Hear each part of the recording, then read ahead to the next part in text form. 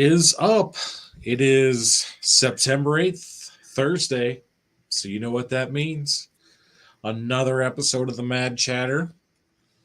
Me, I am Jellyfingers Comics, and we got my good buddy J1A Bob here. How you we doing, doing? pal? How we doing? Doing good, man. Oh boy, just watching my fantasy football team get pounded. So It could be worse. Yeah. Well, Stafford doesn't look like a Super Bowl champion right now. No. We got David Reese and Christina showing up. What's up, We got guys? some showers. I'll take it. Yeah. For coming in late, right? I don't mind. Yeah, sorry we got pushed back because my house was being shown by a realtor. So I had to get out of Dodge for an hour. Just happened to be the people that only come at when we were supposed to start the show. So, yeah, it happens. But and then they, I think Helvetica went in and changed it to 8 p.m. Except he changed it to 8 p.m. He changed Pacific. it to 8 p.m. Yeah, So I told him Central. That's okay. So then I was already starting to watch the game, and I was like, we'll just watch the game afterwards, or we'll start the show after the game. Which is still going, and you're still watching. But it's not even a good game. No. So there we go. There we go. Get on there. Run. They're going to kick another field goal. They're going to kick another field goal. So we got a couple things to talk about today. We've got the second half of Fantastic Four #1 that we can put up. Fantastic Four meets the Mole Man. The Mole Man. The record is pretty good. There's a couple of slowdown dips, but otherwise good. Oh, overall, not bad.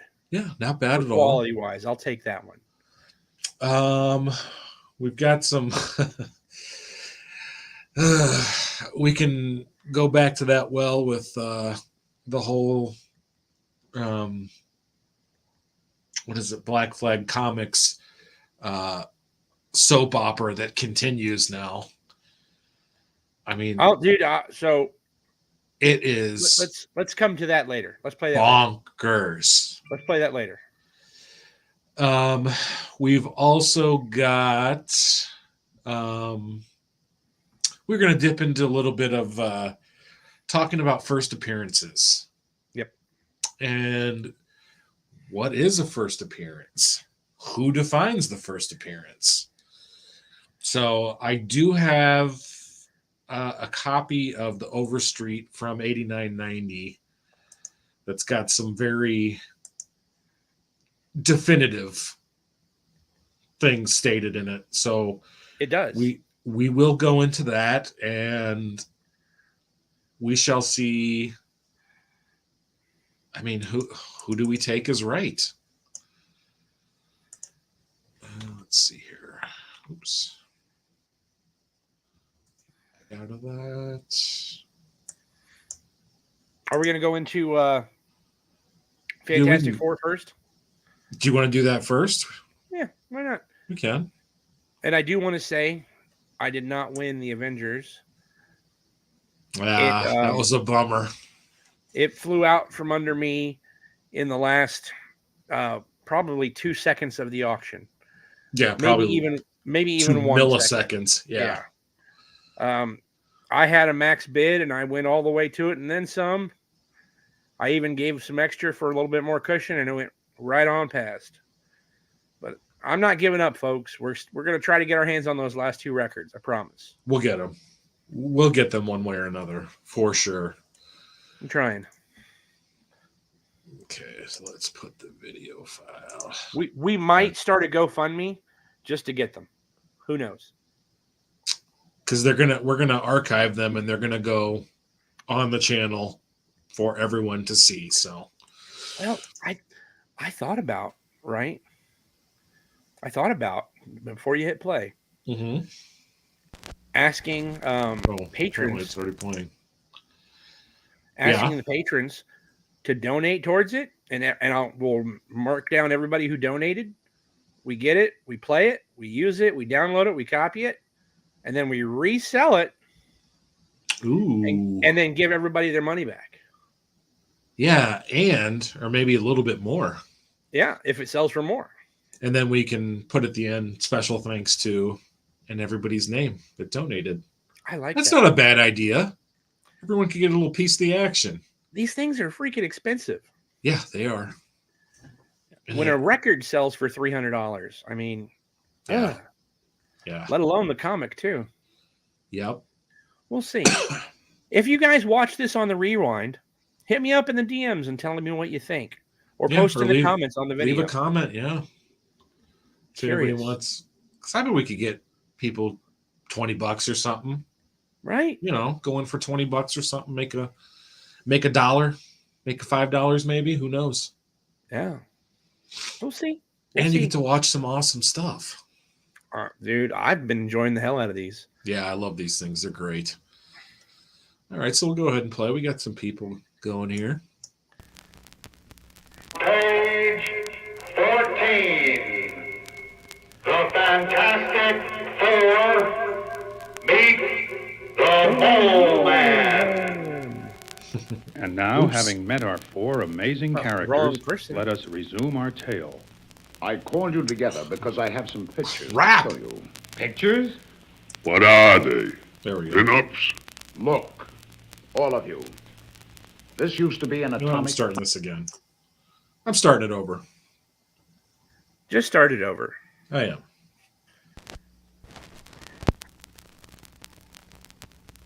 Page 14. The Fantastic Four meet the Mole Man. And now, having met our 4 amazing characters, let us resume our tale. I called you together because I have some pictures to show you. Pictures? What are they? Pin-ups?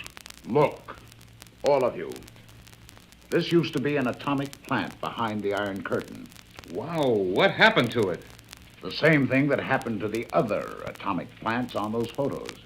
This one is in Australia. And this is in South America. That's just it. It's happening to atomic plants all over the world. No one knows how or why. Wait. According to the steady impulses on my radar machine, another cave-in is about due to take place. And even as Reed Richards speaks, halfway around the world in French Africa, the following scene is taking place. What is wrong, Pierre? I do not know. It sounds the same, but the sand beneath my feet seems to be throbbing. Almost as if something is moving below us. Almost as if... Listen. Don't you feel it? Rumble! Rumble! Help! Rumble! Roar! It is an earthquake. But here in the desert, impossible. Impossible or not, Pierre almost fell to his doom. Wait, the ground is trembling again. What can it be? Sacre bleu. The earth is going mad. Page 16. The entire installation. It is caving in. But the worst is yet to come, for less than 30 seconds later... In the name of heaven, what is that? What indeed? It is a gigantic pair of claws, the like of which have never been seen on Earth or on any planet in the universe. It is unbelievable, mind-staggering, but real. Artillery! Bring the artillery! Hurry! Hurry! Artillery. Of what use is artillery against a creature whose hide is powerful enough to dig its way up through countless tons of rock-hard earth? Artillery. Of what use is artillery against a monster who can crush a heavy tank with one hand?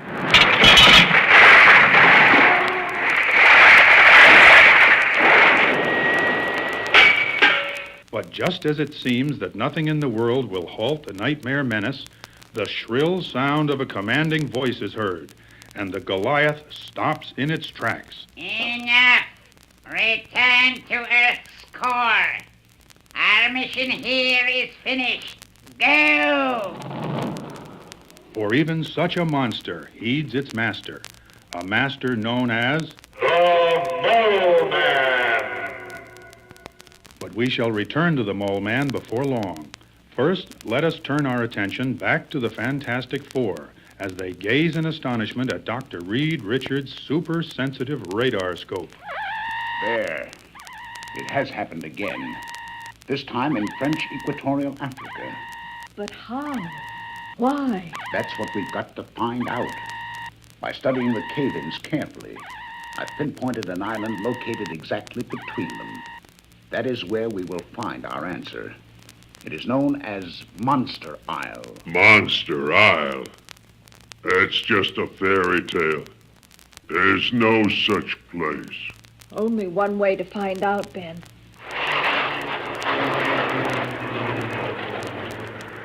And find out they do.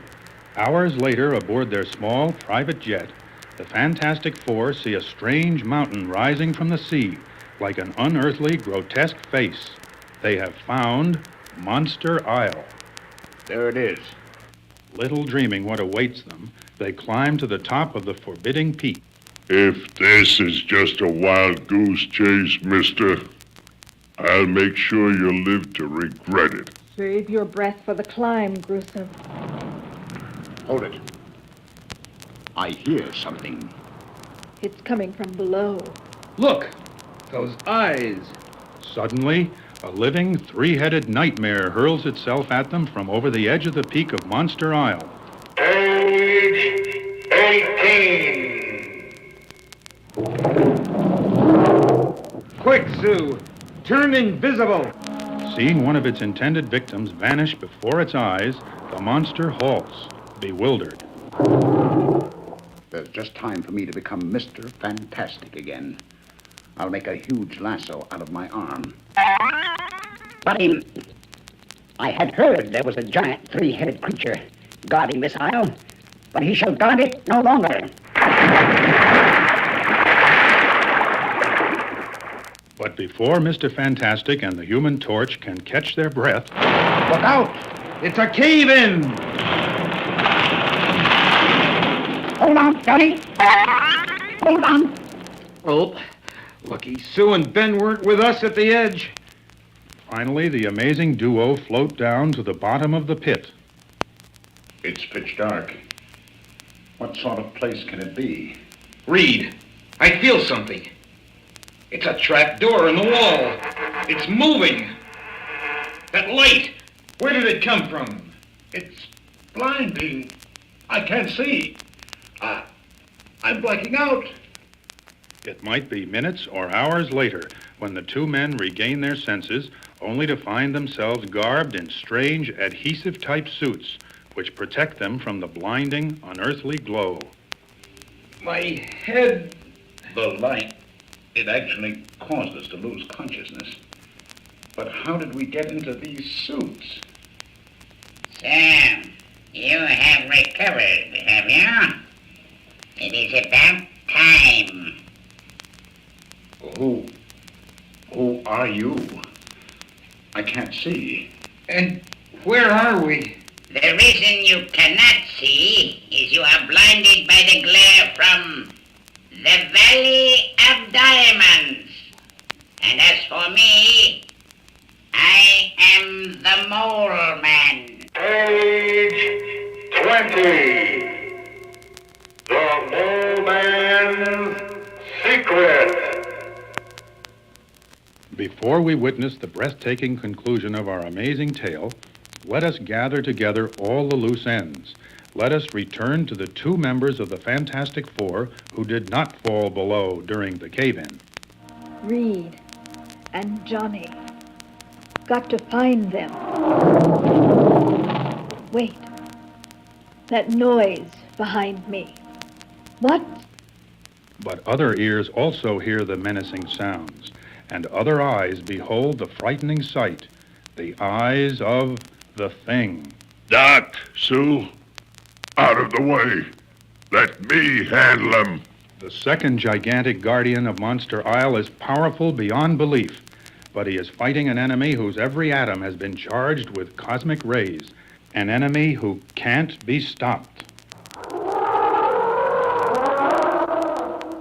You've done it, Ben.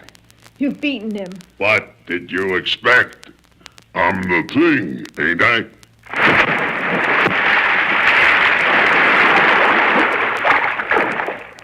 Now let's go and find that skinny, loudmouth boyfriend of yours. Oh, Ben, if only you could stop hating Reed for what happened to you.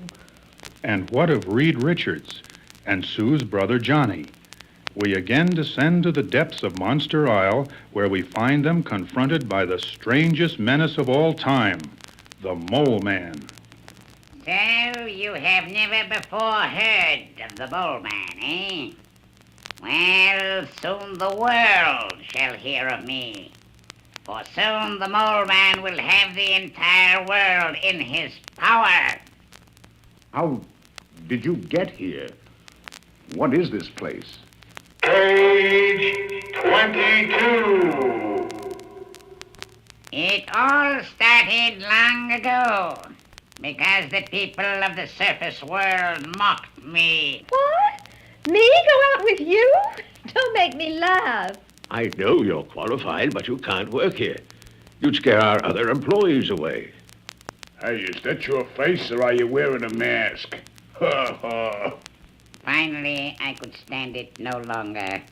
I decided to strike out alone, to search for a new world, the legendary land at the center of the earth, a world where I could be king. My travels took me all over the globe. Even this loneliness is better than the cruelty of my fellow men. And then, just when I had almost abandoned hope, when my little skiff had been washed ashore here on Monster Isle, I found it.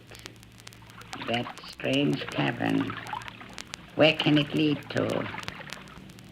I soon saw where it led. It led to the land of my dreams. Down there, below. I found it. It's Earth's center. But in the dread silence of that huge cavern, the sudden shock of my loud outcry caused a violent avalanche.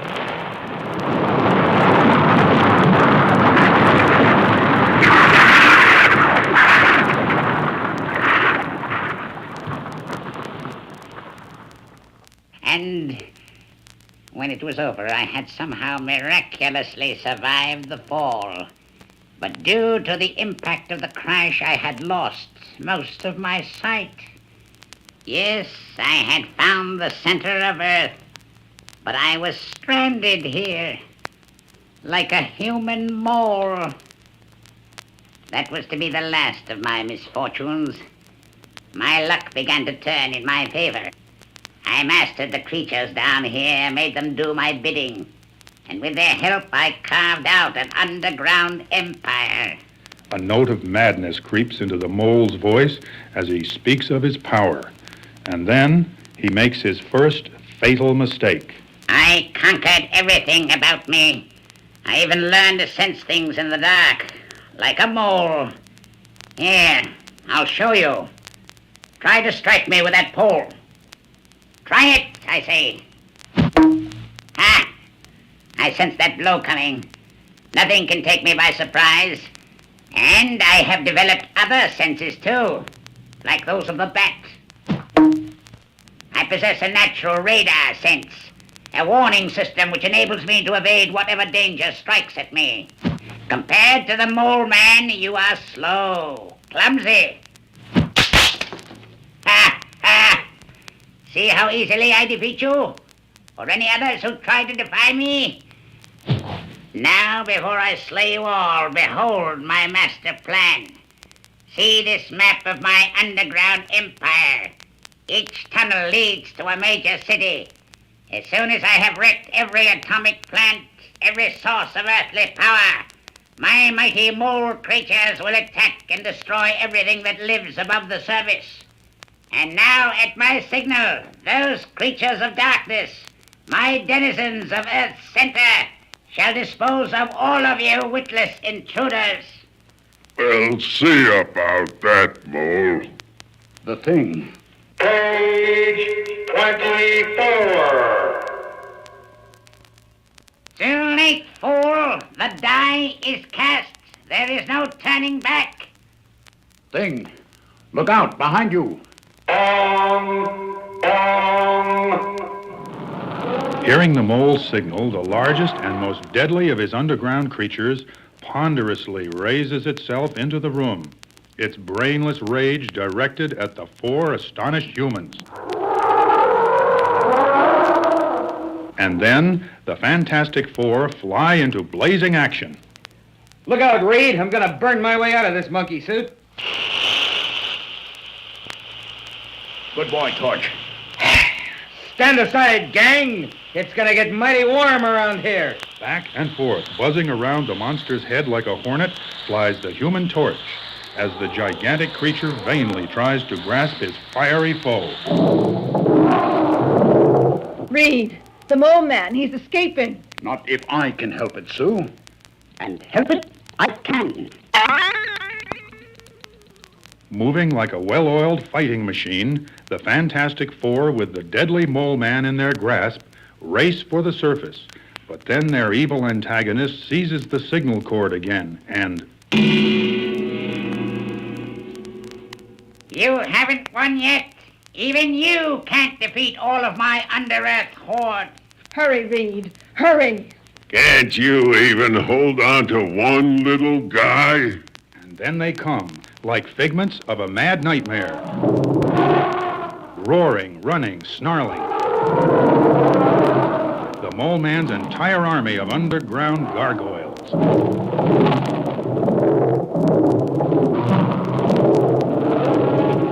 But they hadn't counted on the unbelievable power of the Human Torch. Flying between his fantastic allies and the pursuing horde, he blazes a fiery swath which melts the soft earth. This will cause a rock slide, sealing us off from those creatures.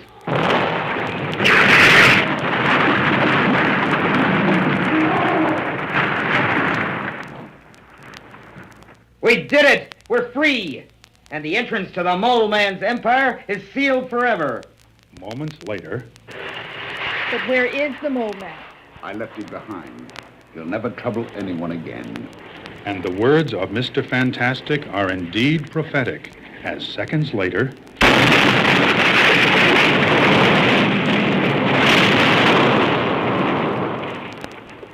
He's destroyed the entire isle. He's sealed himself below forever. It's best that way. There was no place for him in our world. Perhaps he'll find peace down there. I hope so. I just hope we have seen the last of him. The end.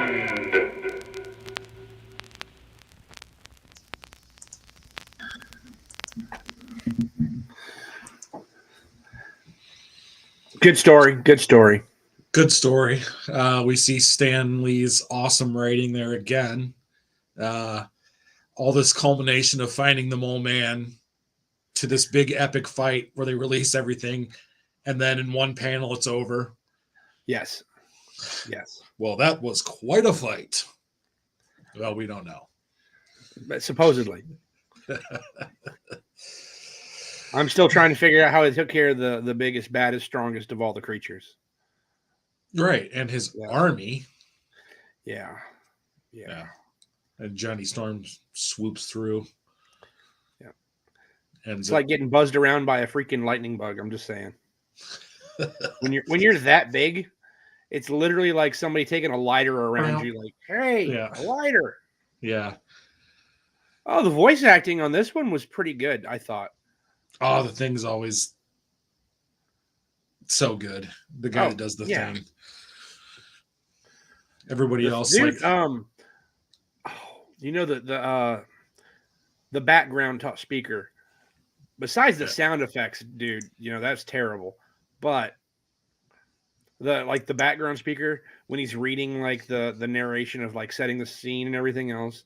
Yeah, dude, he sounds like I don't even know how to put it, dude. It's all good. But yeah, so much fun. I don't care what anybody says. I love these things. No, they're fantastic. I love them. It always gets me with Stan Lee just with his writing. He just focuses on the little details, and when it like builds up to this big thing, it's just like, and that's the end of that. And thank God we saved the world again, Sue. Yeah. The power of the Fantastic Four. Yeah. Page 25. Oh, that was good. All right. I enjoyed that. Yeah. Are you guys liking these things? I think I know I am. I enjoy them for sure. They're a lot of fun to put together. I'd rather save the negative Nancy for the end. So, okay. I say we talk about the first appearances stuff. Okay. Is that all right? Let's rant at the end. And that way we can keep it. That way the rant only lasts as long as we let it because we want to end the show. Okay. We can do that. I'm saying? All right. So when we're talking about first appearances and people arguing about them, what we're talking about is the old, well, what is a true first appearance? What dictates a first appearance? What makes it a cameo? What makes it, whatever. There've got to be some sort of guidelines that kind of dictate this. And so going back to, when we started talking about this, so I went and found an Overstreet from 89-90. Would have been about the time probably I saw my first one, would have been right around that time. Yeah. Maybe 90, 91, somewhere in there. And I remember reading it, and I mean, I would read it cover to cover. Obviously I wouldn't read through all like the prices and stuff, but I would read all the information over tons and tons of info in those things. And it had, I mean, a good probably 40 pages in the back were all ads, buying comics, selling comics, and it was, what they wanted, and, write to us to request a copy of this, and you had to do everything by mail, or call them on the phone. But yeah, so that was just kind of interesting watching that. But I don't know if this is kind of one of those Mandela effect things. I remember the Overstreet definitions being different to what was a cameo, what was a first appearance. So we might as well just bring that up now. Just bring it up. Because let's see. It's very ambiguous, or it's there's some gray area. So we can see that a cameo, when a character appears briefly in one or two panels. Okay. Sure. So first appearance, same as debut. So we look at what is a debut? The first time that a character appears anywhere. So the first appearance is the first time a character appears anywhere. So is a debut a cameo and a first appearance? Exactly. That's why I said it's kind of confusing. Yeah, Pete, we're going to get to that. That's one of the things to talk about. One of the characters we'll talk about. So, yeah. So Overstreet was, I would say, the official, what was what back in the day before CGC came and started putting labels on things that made them official. So a cameo is a first appearance, apparently. Hey, if you guys didn't know this, but a headlight's a protruding breast. Just saying. Protruding breasts. I didn't even notice that. I love it. That's awesome. Oh, that's so great. They had to they refer to headlights so much they had to put it in their terminology. That's great. Okay. Yeah. So then we move to, let's see. Are we So going to might as well just go right into the modern definition?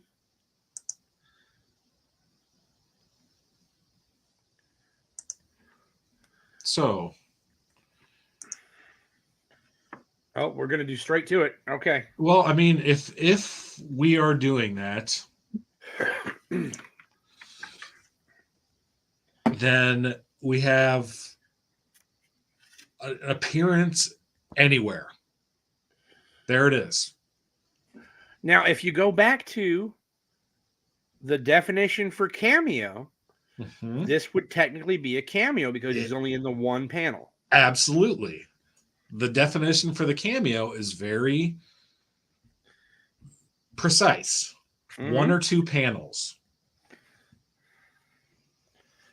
Now, because people started arguing, well, if someone's in the shadow and you can't see them, but they identify, like Apocalypse, they identify themselves.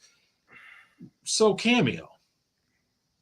Because it's one or two panels. Cameo. For sure. But by Overstreet's definition, it's also the first appearance. But then that's where we get into those like semantics where first full appearance. See, now here's my question, right? Yeah. Do you think, and I'm just playing devil's advocate here, okay? Do you think that they put the term cameo into the comic book terminology, right? Because of like when special guests would come on to comic book stories and they'd be in there for a panel or two, right? Like a presidential thing or somebody like that. And they're there just for one or two scenes. And they call that a cameo because that's what they call it in mainstream media. Sure. Do you think maybe that was what Main Street was trying to say in the beginning? Like Overstreet Price got, I mean. So it would. So if we were doing it the way the media does it, a cameo would be an established character that hasn't been seen for a long time and then shows up in a book, for a couple panels or something. That would be like, to me, it would be cameo appearance by whatever character. Oh, absolutely. I'm with you. How it should be labeled. How can you have a cameo before your first full appearance? Absolutely. So, but anyway, so we've got Wolverine here. Shows up on the last panel, last page. Clearly defined who he is. He's identified. He speaks. He's in full sight and he interacts with the story. Right? Because, I mean, you can see right there, he literally talks to Hulk and, oh my God, what's his name? Oh, who is that? Not the Abominable Snowman. Who is that? What's his name? Yeah, I agree, Shudder. That's my point. I don't think that's what they intended cameo to be. No, I don't think it is either. Yeah. I mean, I think by the Overstreet definition, this is the first appearance. 100%. That right there is the debut of Wolverine. And that's another thing they say, first appearance is debut. That's what it says in the Overstreet guide. Refer to the debut.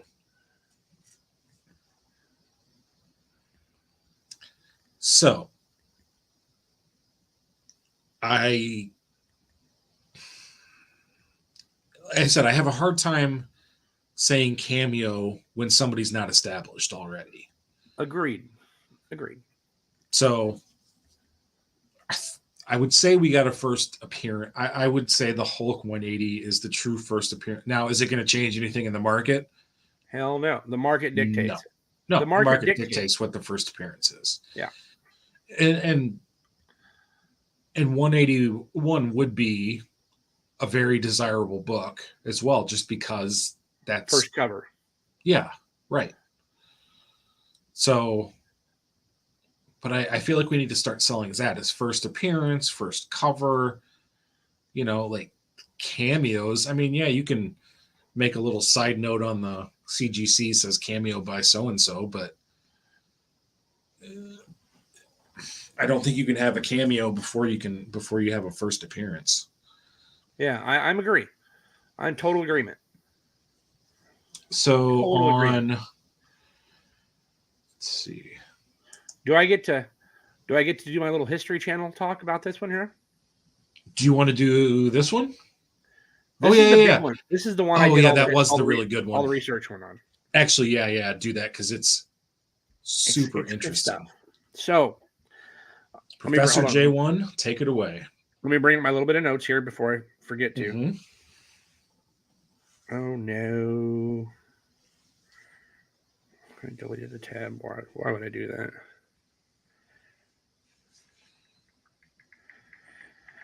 Okay, anyway, so I'll get into it for a little bit while I talk about it. So everybody knows that Incredible Hulk 181 is considered the first appearance of Wolverine, by the comic book community, by CGC. But is it that way by the writers, right? That's what I started to curious about. Yeah. Because if you ask Todd McFarlane, Venom, Amazing Spider-Man 299 is the first appearance of Venom, if you ask the writer, right? Mm-hmm. So I started to think about it, and I'm like, well, where the hell did even Wolverine come from? So I started doing some digging and some history.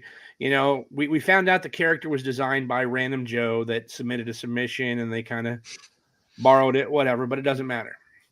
So Roy Thomas was the editor-in-chief of Marvel Comics at the time, and Stan Lee was the president, CEO, whatever. Mm-hmm. And Roy Thomas was trying to reach out and create some international characters. He was trying to expand the Marvel market across the world, right? That's what he wanted to do. He wanted to try to make Marvel a worldwide footprint as opposed to its normal U.S. and English and England and France and those countries over there. So he created this character idea, right, of a Wolverine, right? And he was pondering about names, right, for a Canadian character. And he's like, I'm not making a comic book of a moose, right? And then he's like, okay, what next? Badger? Badger, yeah. Yeah, and he said Badger is also verbally known as to annoy, to verbally annoy. And he's like, I don't want that association with this character either, so I got to get something else. So he comes up, he's like, all right, how about a Wolverine? He's like, they're small, but they're meaner than snot, and even bears avoid them for the most part, right? Mm-hmm. And he went to Gene. What's his last name? Gene, the writer, the actual writer for the Hulk at the time, Gene. Oh my goodness. Anyways, you're not okay. So John Romita. John Romita did the art, right? But that's not who I was going to talk about. I was going to talk about the writer. Oh, let me think. Gene Colan. Thank you for Pete Sake. Yeah. So he told Gene Colan, he's like, look, here in the next month or two, we're going to be introducing this character, right? A short, stocky male superhero He's going to be Canadian, and he's going to have, and John Romita is the actual person that actually designed Wolverine in his initial appearance. That right there is John Romita's take on Wolverine, as you're seeing it on the screen right there. And John Romita didn't even know what a Wolverine was. He thought a Wolverine was a female wolf. And I'm like, okay, that makes a little bit more sense when you look at the picture right there. Now he got told that, you need to work on the drawing and make it a little better. Hence why one issue later, he looks a whole lot better. Yeah. Yeah. Let's just put it point blank. He looks, because he's got like the little kitty whiskers on him. Yeah. Yeah. So I thought that was really freaking cool. Right. Yeah. And the Wolverine, right? If you guys don't know this, Wolverine actually saved one of the most outstanding comics that we're going to talk about here in a minute too, known as X-Men. X-Men was getting ready to be removed from publication. They'd been doing reprints of previous issues, right? All the way up to issue 93. Yep. And that was when they decided, you know what? Let's take this international team and really do something with it, right? Let's really use this people of all over the world, because like that's what we want to do. We want to move into a place where we're starting to sell comics all over the world instead of just on the one or two countries. So they took this Canadian character, they took the African character known as Storm, and you guys, all the new X-Men, right? And they integrated them into Giant Size X-Men #1.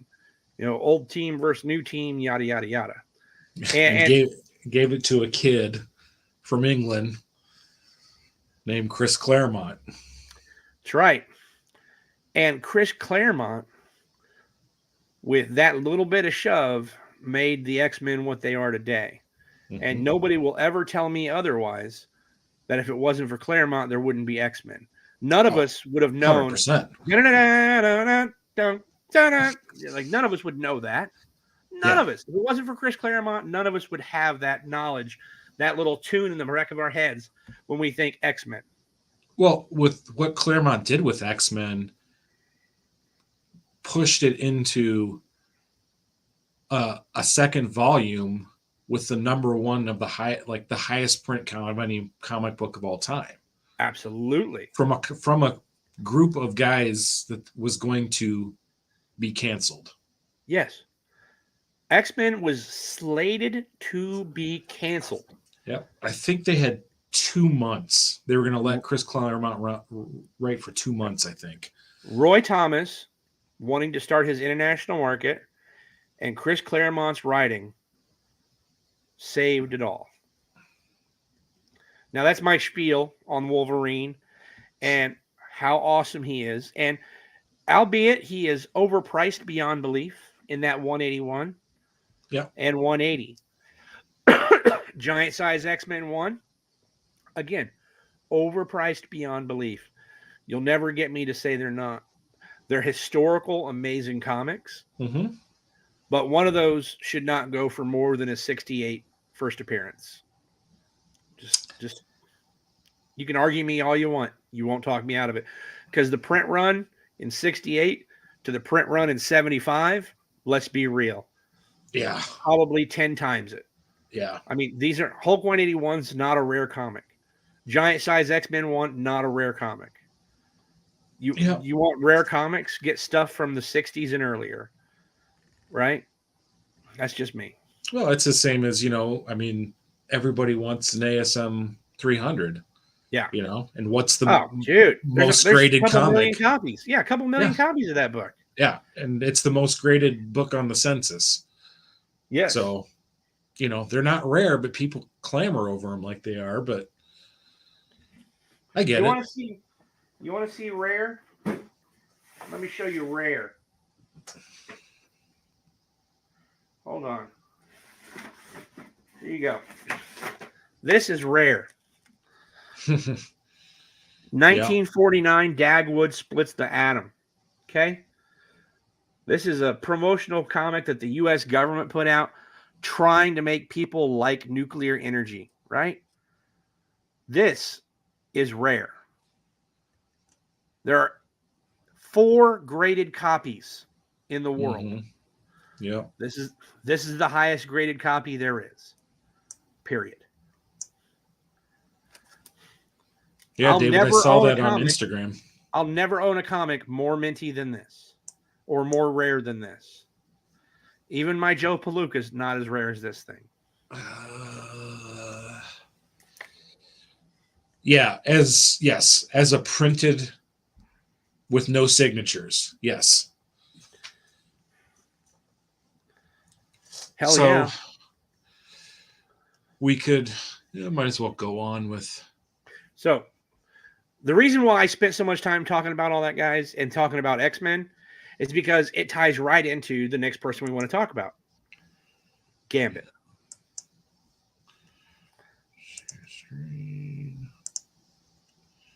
Let's see, we'll go to Chrome tab. Uh-oh. Are you lost? Start that. No, I've got a lot of tabs open. Oh, beautiful. So is this 14? Oops. Yeah, this is 14. Okay, good. And this is the first panel that he shows up on. Yeah, that's the absolute first appearance of Gambit right there. So for Gambit, so X-Men Annual 14, published May 29th, 1990. X-Men 266, published August 20th, 1990. So 2 months, 3 months, almost 3 months later, X-Men 266 comes out and Gambit's on the cover.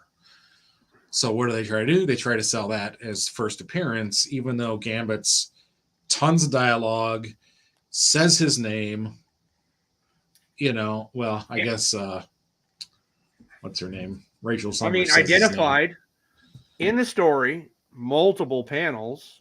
He shows up in 11 different panels. God damn it.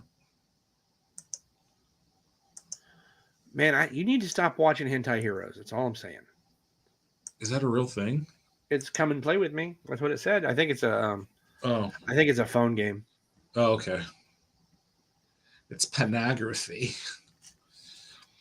So, yes. So, why is it? So, this can't even be considered a quote-unquote cameo. Right, because he's in more than 1 to 2 panels. Yeah. But, if you go through that, he's just, like I said, he's in 11 panels.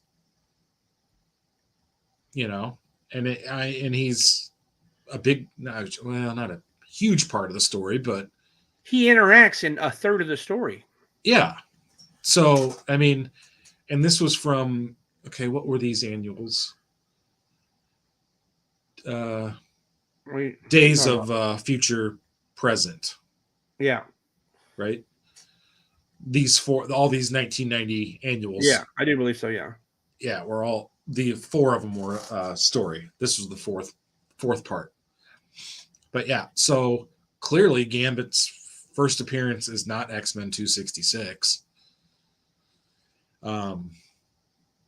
So, what do we do about that? How do we do anything about that? Unless CGC changes it on the label, nothing's going to change. I agree. So actually, you know what? How does CGC label X-Men Annual 14? Hold on, and I'll bring up some examples. I'm going to bring up some CGC and some CBCS examples. Okay.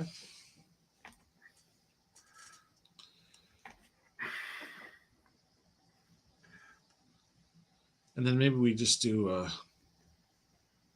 a little, because then we can get into the characters that their first appearances, like Domino, Misty Knight when they go back and say, oh, you know what? Actually, this was really her 10 years ago in this issue. All right. Those shouldn't count. Those are idiot, dumb things. You guys will wait just 1 second here. Here we go. You ready, guys? This is going to be fun. You're going to like this, I promise. Let me remove mine so you can share your screen. All right. So right there, guys, first full appearance of Gambit. Right there. Uncanny X-Men 266. You know what? Okay. I never got why they do Mystique appearance. I have no idea. I've never understood that. I mean, it's an early Mystique appearance, but still. Yeah, but it's, I mean, nothing special. So, we'll go from there to let me show you what they... Oh, wrong one. There we go.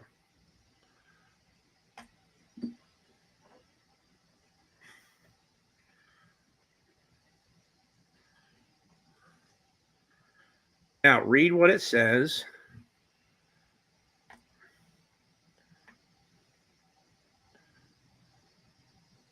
Fantastic Four and Ahab appearance. Gambit cameo. Yeah. Predates Uncanny X-Men 266. Right? I mean, the last part is true. Now, if we remember back to what Overstreet Price Guide called a cameo, it was a 1 or 2 panel. Correct. 1 or 2 panel, right? Now, you guys like that? I like that. That's fun. Now, what we're going to do here, stupid thing, we're going to look at a CBCS version. And I want you to see that because I like what CBCS calls it. I think they're being way more true. Generally speaking, CBCS labels are more correct on their facts. First published appearance of Gambit. Bam. First published appearance of Gambit. Right? Ain't no arguing it. Yep. Now, yep. Let's see what they say about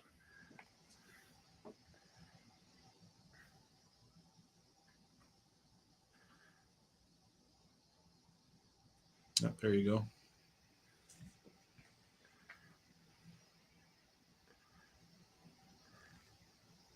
This is my favorite, right? And this is the end all be all, right? They call this the first appearance of Gambit in continuity.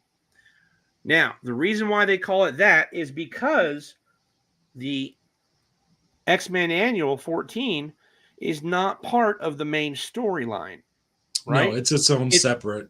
It's out of continuity. Yeah.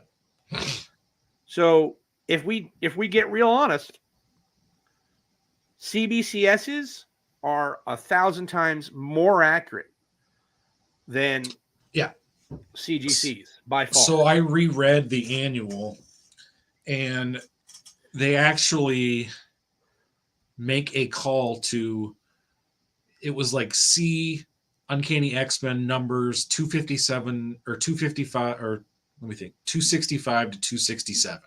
Yep. Hadn't even been published yet. So how could you say, see these 3 issues to understand what this is if they haven't even been published yet? Exactly. So, right. So how do you, how can that be when you're looking at CGCs? How can one be a cameo when he's in multiple pages? Right. And the other be the first full appearance? Now, if you want to get real technical, his first full appearance was in Uncanny X-Men Annual 14, because that's where he appeared in full by name on multiple panels, right? Yeah. If they would get rid of that and they put it like CBCS have, I'd have no problem. I think be absolutely fine and dandy. Yeah. No, I mean, I like CBCS's labeling. No, 266 was not delayed, Shutterduck.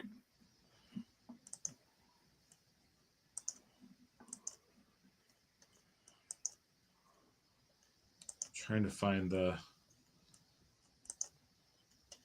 I like where you're going with that one, but no, it wasn't delayed. It wasn't like it was delayed or anything like that. There's a lot of good characters that the first appearances.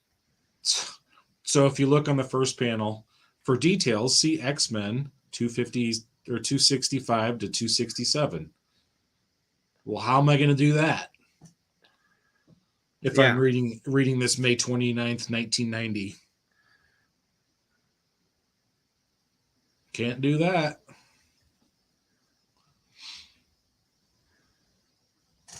Now, I don't know if they came out with the annual early. Well, I mean, all of the annuals released at the same time. I don't know if it was the intention to do that.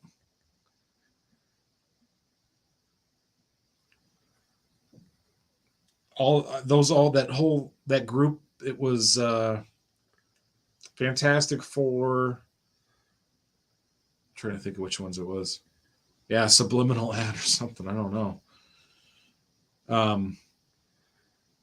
Yeah, it was those Days of Future Days Present. Future Past. Yeah, Future Present. Days of Future Present.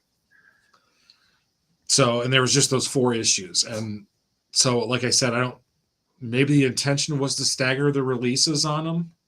So this would have came out maybe 3 months later, but they all got released at the same time.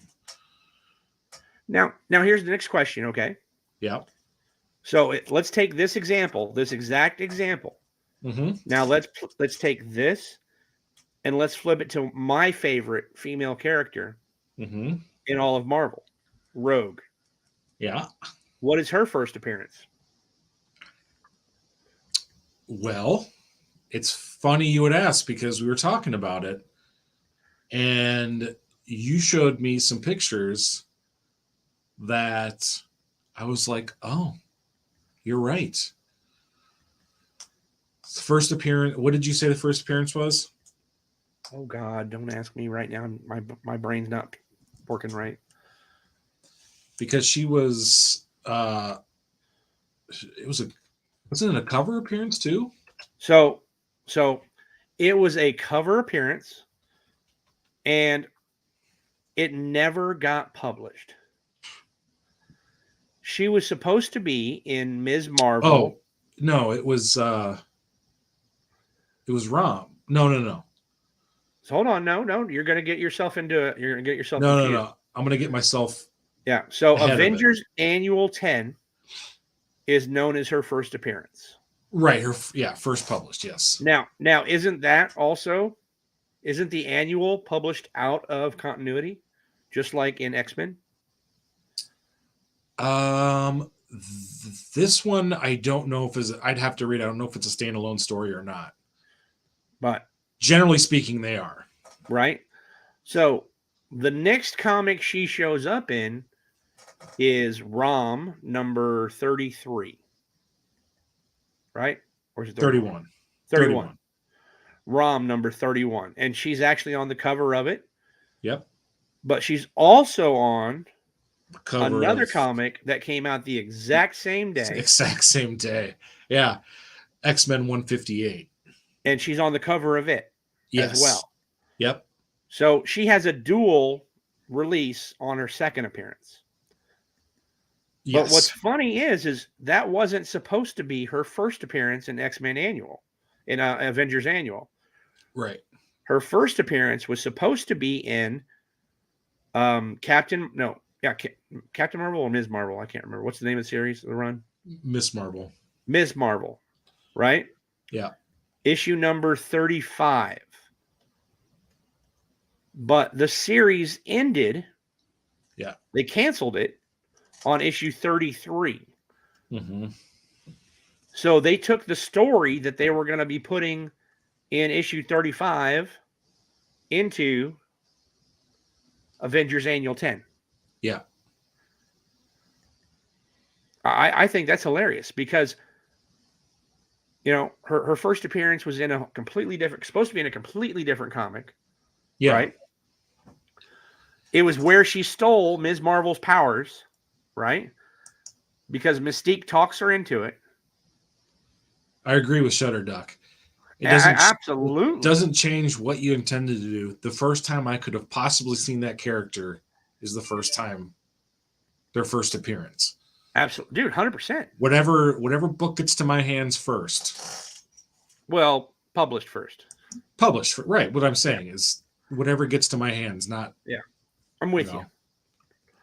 But what's crazy is you know, and that was 2 years prior. It took him 2 years to find a way to bring Rogue back to life. Yeah, she didn't come back to what, like 171 or 2? I can't remember. Yeah, it was a ways down the road. Her initial debut was supposed to be 2 years prior to what it really came out at. Yeah. And that blew my mind. But what's crazy to me, right? What's crazy to me is how is the annual a first appearance on one, but not on the other? Well, that's what I'm saying. There's a lot of the labeling is, you could find hundreds of CGC, like what's the word I'm looking for? Not mistakes, but fuck ups. Yeah, we'll say fuck ups. Yeah. Okay. Where they don't stick to their own rules, and it's like nobody fact change checks their rules all the time, and nobody fact checks anything, and then they just decide, well, it's on here, and now you buy a book and you're like, and people have accepted it. That's what's made it terrible. That's honestly, like, if you look in the Overstreet price guide for first appearance, right, you can look and see when first appearances are. Like, if you take that $89.90 one, right, it's amazing. Like, it says Hulk 180 is the first appearance of Wolverine. It says Venom 299 is the first appearance of Venom. Yes. It says, like, all sorts of these ones that we are completely contradictory to nowadays. As to now, if you look at the Overstreet price guides, they say something different. Why? Because the masses.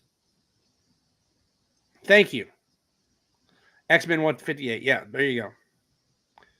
Yeah, they came out the exact same day.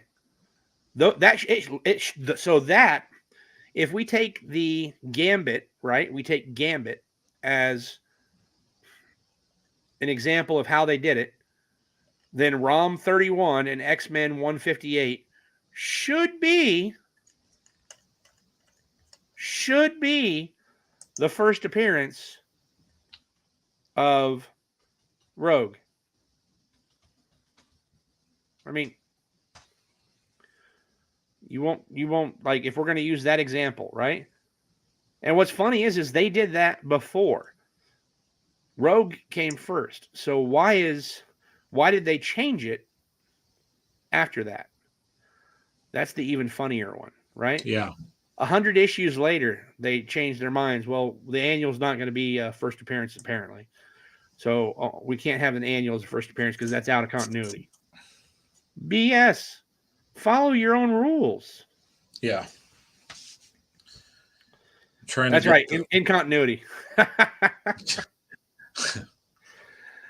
Oh, God. And there's tons of other characters like that. So, like Bishop, 282, 283, right? Yeah. They say 282 is his cameo, 283 is his first full appearance. But in 282, he's in the story and he's on the cover. I mean, you can almost make that case for any modern. It's like once they started the cameo thing and the full appearance thing, everybody started getting a cameo first. Right? You know, you had like Cable and, you know, like all those people started getting these, because you want to drop a new character at the end. Well, yeah, but you want to drop a new character at the end and be like, oh, I can't wait till the next issue. See who this guy is. Oh, damn, I'm with you. I'm completely with you. And another funny one, actually, one of the first things you brought up that I thought was hysterical. Let me, oops. Ooh. Are you going to bring up my golden oldies yet? Yeah. Good, man. You guys are going to love these, by the way.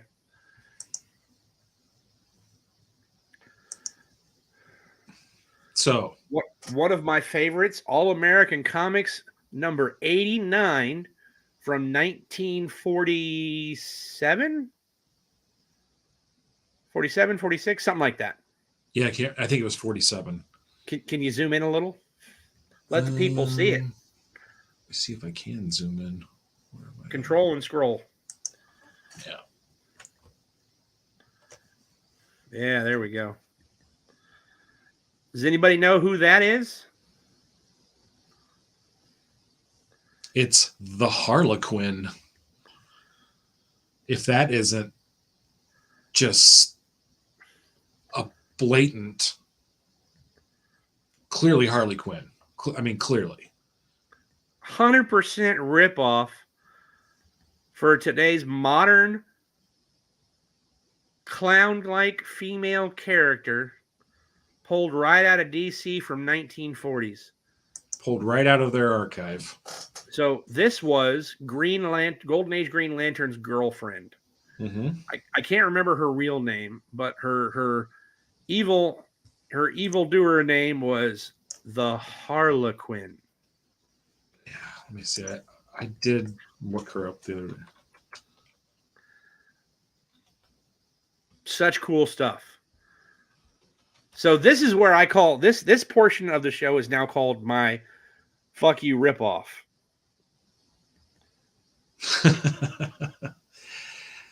So and I mean that. September 1989.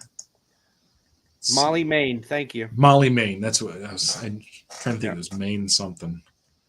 Did you know that, Pete, or did you look it up? I'm just curious. If you knew that, I'm impressed. Oh, I'd be very impressed. That it's on my bucket list is to go back and read some of the Goldens.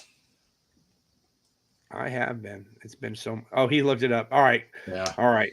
Still impressive, but yeah. But what do you guys think about that? You think that's funny? So this one is not quite as blatant as the next one. What's the next one? Marvel Tales 116. Oh yeah, that's right. Now this next one, guys, there is no denying this ripoff. I mean, you can't.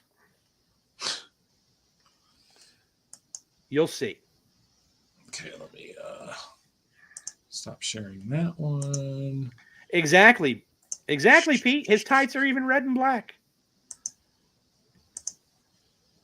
Wait until you see the next one, brother.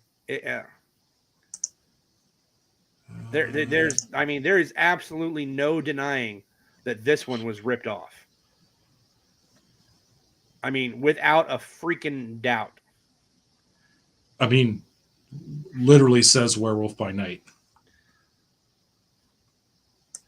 So, and the creator of the modern Werewolf by Night was actually asked about this and swore that he'd never seen it and he didn't know anything about it and that he thought he was creating an original character in name and title. I mean, what are the chances that you could even come up with those three words together? My only guess, right, is that he saw it as a child. Yeah. And just completely subliminally forgot about it. Yeah. But just so you guys know, these two books are on my I really want list. And I'll get them someday. Yeah.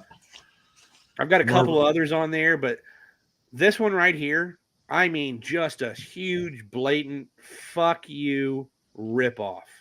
Now, he may have given him some original story, but he sure didn't give him an original character. No. I mean, I thought about 4 years ago, I was like, I'm going to start collecting Marvel Tales. and I never did because they're so hard to find. And I regret that I did not stay on it 4 years ago. No, Shutterduck, I'm in 100% agreement with you. But there's only so many ways you can call them what? Werewolf by night. Wait, hold on. No, there's many ways you can call them a werewolf without calling them werewolf by night. The exact same. I mean, it's a Marvel Tales werewolf by night. Where do we see him next? Marvel Spotlight #2, werewolf by night. Come on. Yeah. I'm sorry. Sorry. Yeah, it's not even the drawing, because there's probably a million werewolves that have been drawn in comics that look similar. It's the werewolf by night that gets me. Yeah. Straight. You'll never get me to say otherwise. Just straight ripoff. I'm sorry. Yep. Let's see. We've been an hour and 15 minutes.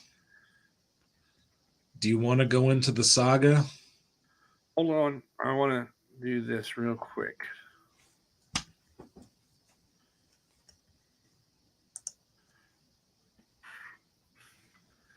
Here we go.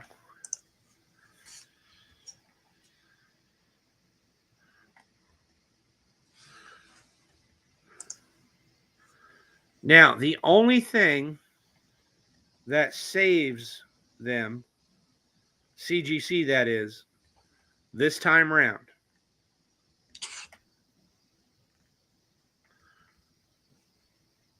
is that they call it origin and first appearance of Werewolf by Night, Jack Russell. Yeah. Right? And that is correct.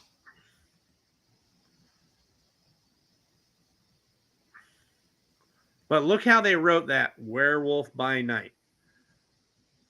Right? It's missing an exclamation point. Yeah. Other than that, yeah. That's how it's different.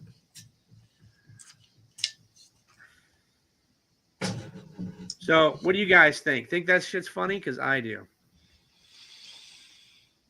I mean, we could spend 2 hours on. Oh, that'd be good. What does CBCS say? Oh, let's see. That is a good question. Give me just a second, and I'll tell you.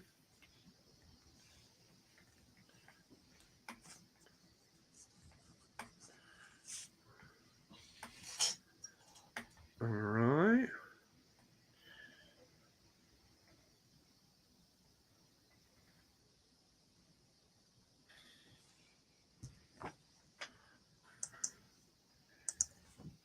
All right, I'll bring it up.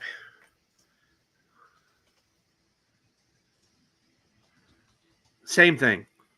I'd bring it up if it was different, but it says first appearance and origin of Werewolf by Night, Jack Russell.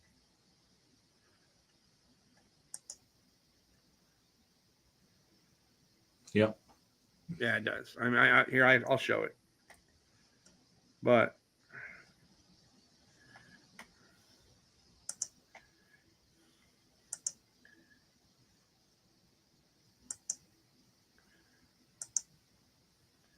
yeah, they do say the same thing. Okay.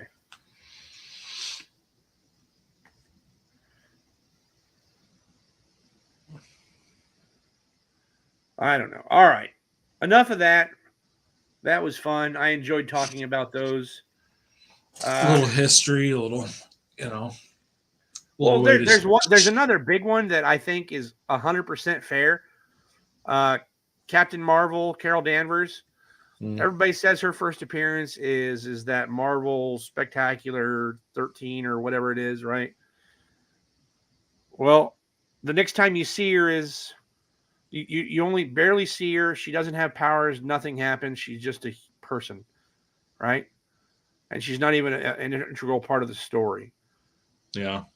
Now, in Ms. Marvel #1, she's now got powers. You know, that's her whole origin. Like, she gets her powers, she becomes superpowers, she becomes Captain Marvel, yada, yada, yada. Like, I don't know why the the Marvel Superheroes 13 is considered her first appearance because, like, I mean, that's a cameo. Yeah, absolutely. Whereas Ms. Marvel #1 should be worth a whole lot more but it's not. How would you change the language for a cameo? I feel like it should be called something different. Teaser, maybe, or something along those lines. I'd call first appearance. That's me. Yeah. I'd go with first appearance. Yeah. And first full appearance. If you wanted to do something like that. Actually, that does make more sense. I'd be understandable with that. This is the first appearance. First appearance of Wolverine. Incredible Hulk 180. First full appearance of Wolverine. Incredible Hulk 181. Like, that right there would make sense. That would make sense. First full story appearance or something. Yeah. So this is what I didn't want to talk about too much, and I'm not going to talk much about it. And Jelly can talk most about it. I'm going to rant for about 5 seconds, and then Jelly can talk all he wants about it. And I'll comment if he wants me to. You know, we talked about the acetate gate and all the bullshit with that, right? And everything that happened with that. My heart goes out to the guy at Black Flag. For him to be going through all of that bullshit at the same time, as you know, his wife left him, bitch. Well, it's all interconnected. The problem. His wife left him, bitch, with his supposed good friend who he'd been working with for years, Clayton Crane, fuckface, piece of shit, man whore, fucking family wrecker, whatever you want to call him. You can call him whatever you'd like. I myself will no longer buy his art because I don't need that kind of that. It's not a person I want around me. And somebody else said that Jim Lee did the same thing at some point in the past, and I'm like, well, I didn't know about that, so I might have to take Jim Lee off of my list as well. But you don't mess with man's family. I thought Jim Lee had like 14 kids, right? With his wife. I thought they'd been married forever. I didn't. Yeah, I didn't know about that either. Now I won't go on and bash everybody and their brother on. I mean, unless that's on Instagram like everybody else does. But let me see here.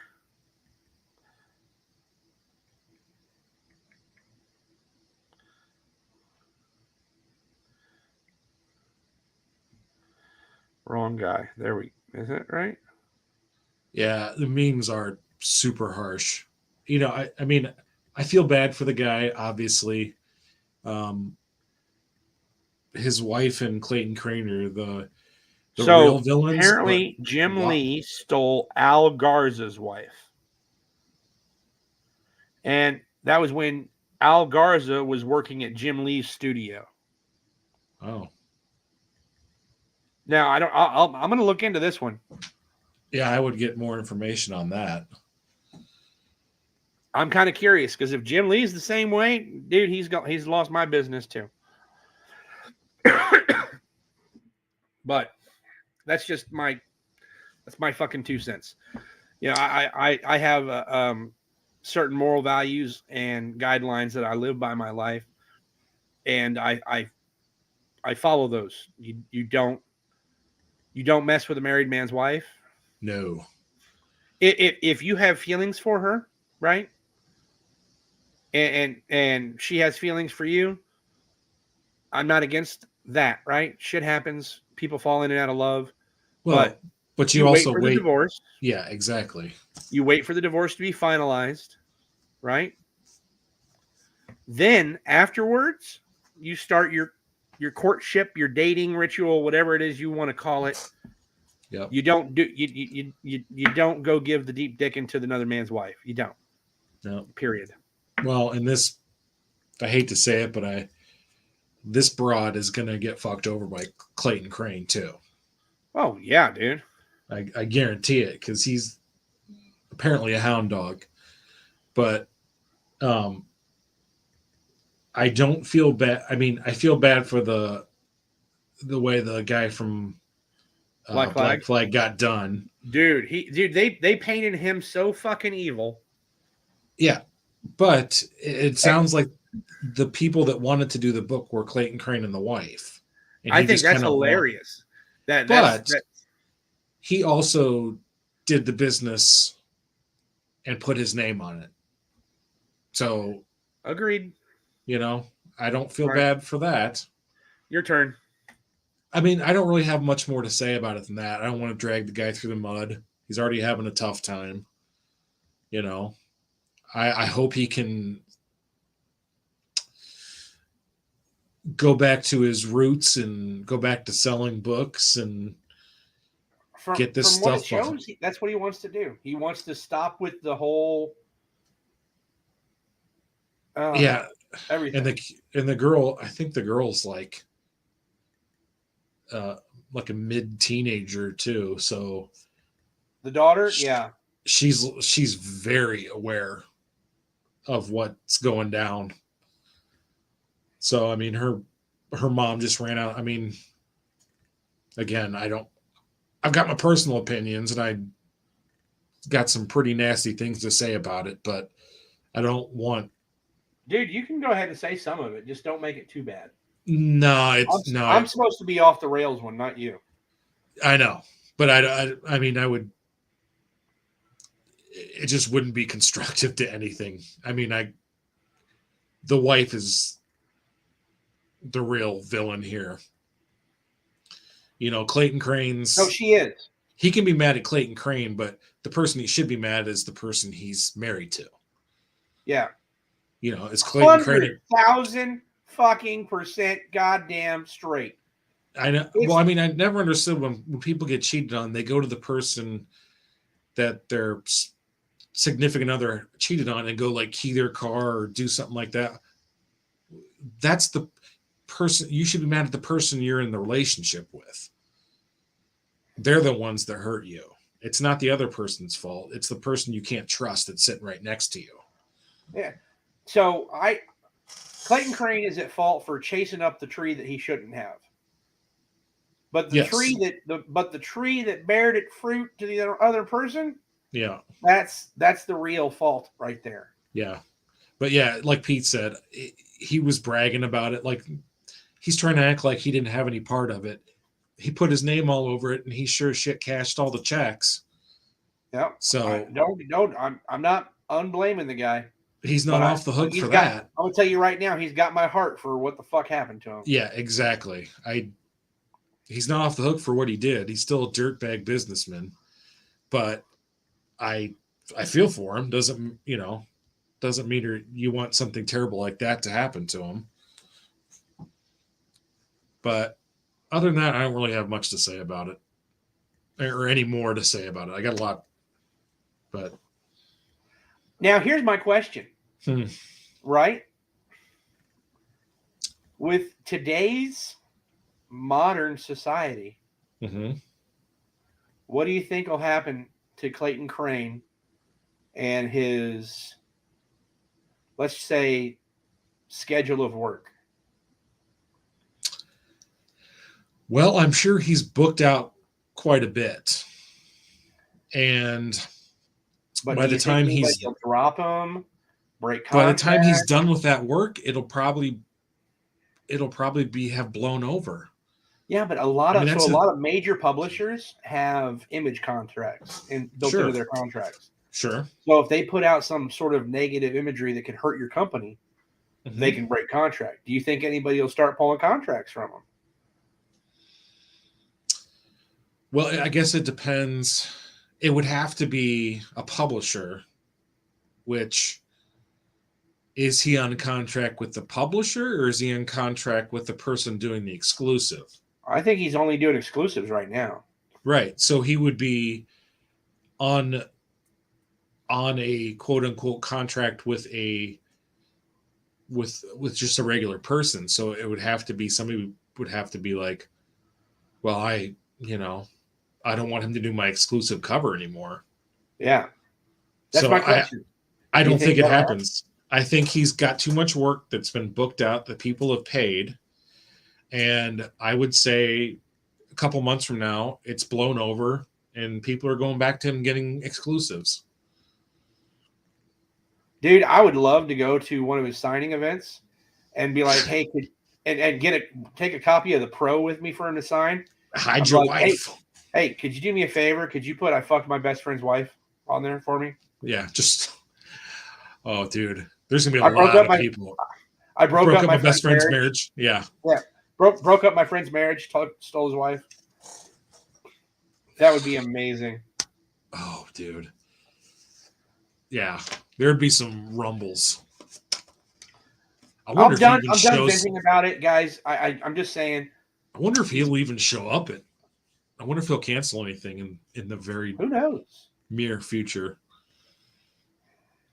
I mean, that dude went out and put out a video. I'm surprised Clayton Crane hasn't tried to do some PR damage control. Dude, go look up his webpage. Right now, go on your phone and go to the Clayton Crane Studios webpage.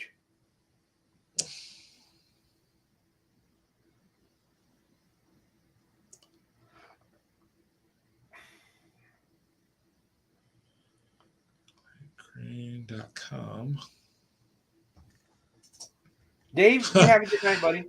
Under construction. Read it out loud. Site relaunch coming soon. Under construction. Oh shit!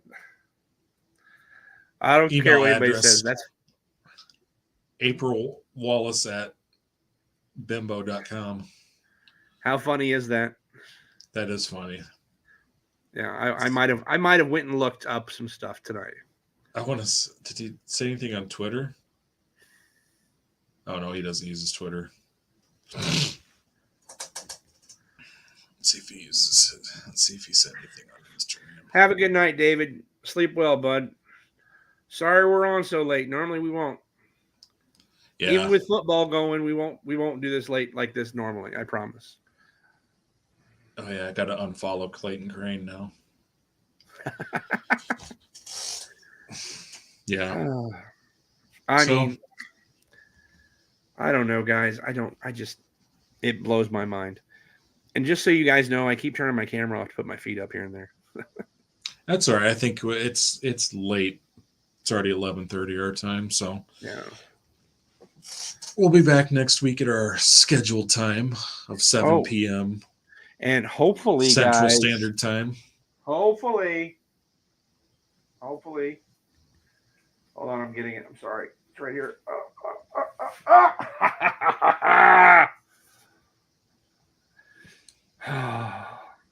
Yeah, I can't wait for that one.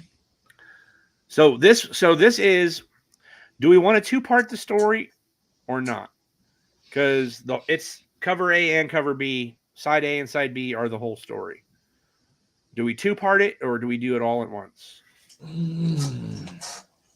I have a feeling it's going to be so good that we can't break it up. I'm okay with that. Maybe put a little intermission in there in between, where we can kind of talk for a couple of minutes. Lobby. Let's all go to the lobby. Right? Yeah, we can do that. Let's do that. Okay. Yeah, I'll do that. No problem. So, well, guys, it's been great. It's been a good show. I enjoyed it, dude. I enjoy these shows. I wish. Me too. I wish we started doing it a long time ago. Yeah. But really want to have some of the audience community members on talk about stuff. Dude, if any of you guys ever want to come on, yeah, anytime, and you want to come in and ramble with us and and shoot the shit, you're more than welcome. We would love to have some guests, and you don't have to come on video. Yeah, you could just come in and voice chat or whatever if you don't want to come in on video. It won't hurt our feelings. No, absolutely not. Absolutely. more the merrier, because we want it to feel like you're standing around the counter at the shop and, Well, that's the point of chit-chatting this. with buddies. Yeah. So That's the whole point of this. Is just we're gonna keep doing records though, guys. yeah, I've got a whole lineup set. yeah, I love those. So Hey, everybody who's watching, send Ty Salazar a message on IG. Okay. Say, mail the records already, asshole. mail them. All right. Mail them out. I think he's trying to find a box that fit him. Oh yeah. Me too, Pete. I'm loving the hell out of these, man. Yeah, it's a lot of fun. So, all right. Well, another good episode. We'll be back next week at our scheduled time of 7 p.m. Central Time, 5 p.m. Pacific. No, 7:30. 7:30? We do it at 7:30? We go live 7:30. Okay, 7:30. I don't even know what time our show is. So we'll be on at 7:30. We'll be on at 7:30. So, all right, guys. It's been a great night, and we shall see you soon. Later.